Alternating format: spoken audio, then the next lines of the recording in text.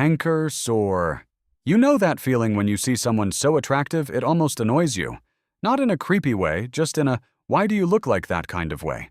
Your brain registers something, and instead of just appreciating it, it tips over into this strange, frustrated reaction, like beauty at a certain level becomes almost offensive. That is hanker sore. It is not jealousy because you do not want what they have. It is not admiration, because admiration feels warm, and this does not. It sits in its own weird category, this involuntary irritation triggered by someone being far too good looking for your brain to process calmly. Most people have felt it at least once, and just assumed it was some personal flaw. It is not. It is just a feeling that finally has a name. Psychologists believe it connects to something called a threat response. When the brain encounters something overwhelming or hard to categorize, it converts that overwhelm into irritation rather than admiration. Some researchers also link it to cognitive dissonance.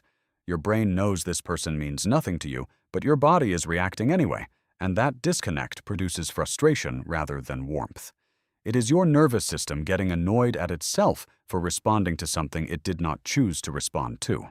The feeling passes in seconds, but it is real, it is documented, and it happens to far more people than would ever admit it. Sonder, you are standing somewhere public, a busy street, a train station, a crowded market. And for just a moment, something shifts. You look at a stranger walking past, and it actually lands. Not just that they exist, but that they have a life. A whole one.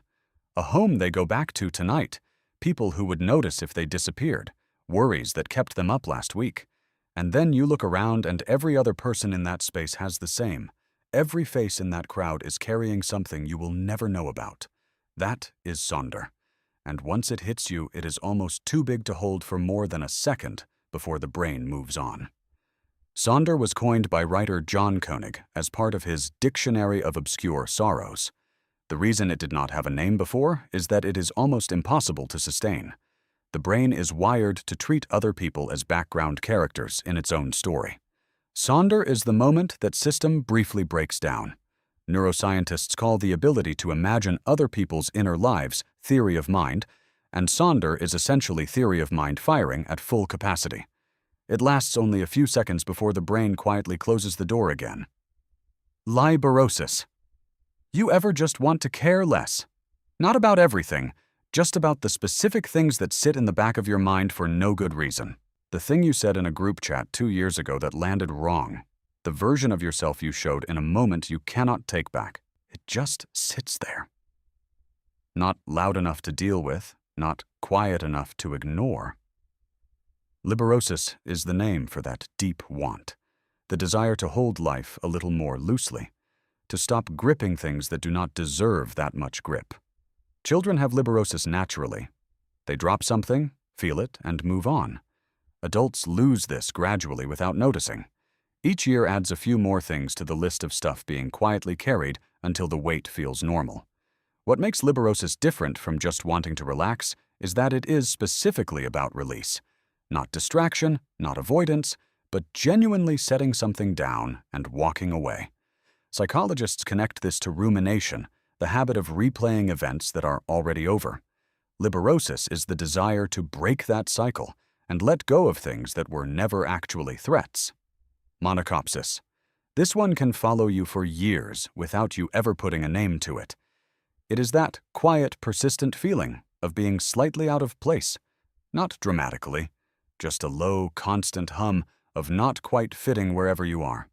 At a party where everyone seems to know each other better, in a job where everyone else seems more certain, even in your own home sometimes for no clear reason. Monachopsis is not loneliness, and it is not unhappiness. It is the feeling of being a piece from a slightly different puzzle that almost slots in but never completely does. What makes monachopsis interesting is that it rarely has a clear cause. Researchers connect it to belongingness theory, the idea that humans need to feel genuinely embedded in a group, not just present in one.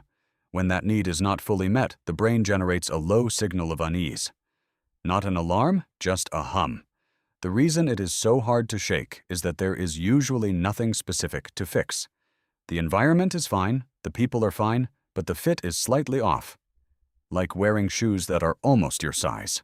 Jouska. So you are in the shower, or lying in bed, or sitting in traffic, and without meaning to, you are running a full conversation in your head. Maybe it is the argument you wish you had handled differently. Maybe it is the thing you want to say to someone but probably never will.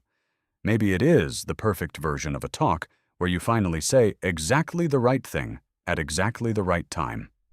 That internal dialogue you have been having with someone who is not even in the room is Jouska. Everyone does it. Most people just assumed it was a quirk of their own mind. It has a name. Jouska is connected to how the brain processes unresolved social situations. The mind does not like open loops. When a conversation ends badly or never happens at all, the brain keeps the file open and runs simulations looking for a resolution. Psychologists call this counterfactual thinking, mentally constructing alternative versions of events. The brain cannot always tell the difference between a conversation that happened and one imagined in enough detail, which is why a Jouska that goes well can make you feel better, even though nothing happened, and one that goes badly can leave you in a mood you cannot explain. Chrysalism. It is raining outside, properly raining, wind moving things around, sky completely gray. And you are inside. Blanket, warm drink, the sound of it all hitting the window. For a moment, everything feels genuinely safe. Not just comfortable, but protected. Like the worse the weather gets outside, the more peaceful inside becomes. That is Chrysalism. It is not just coziness. It is that particular coziness that only exists in contrast to something harsh on the other side of the glass. Some people chase it without realizing. Rainy day playlists, candles when there is a storm. It all comes back to Chrysalism. The reason it feels so distinct from ordinary comfort is that it requires a threat to exist. The safety only registers because something unsafe is happening nearby. Psychologists connect this to benign masochism, the tendency to enjoy mildly negative stimuli when there is no real danger. The storm is real, but you are not in it. That gap is exactly where Chrysalism lives. Studies have shown that the sound of rain reduces cortisol and activates the parasympathetic nervous system.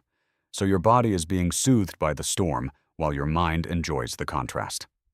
Kenopsia, think of a school at night, or an office on a Sunday, or a stadium hours after a game when the lights are still on but every seat is empty. There is something about a space built for people and noise, sitting completely still, that produces a very specific and unsettling feeling. That is Kenopsia. It is not just emptiness. It is the eerie quality of absence in a place where presence is the whole point. The silence feels loaded, like the room is still holding the shape of everyone who was just in it. Kenopsia taps into how the brain reads environments. Humans are constantly scanning spaces for social information, processing sound and movement. When we enter a space that should be full and find it empty, the brain keeps running its social scan and finding nothing. That mismatch is what produces the eerie quality. It is related to schema violation when the environment breaks a pattern the brain expected. An empty playground at midnight feels wrong, not because anything bad is there, but because the brain knows something should be there and is not.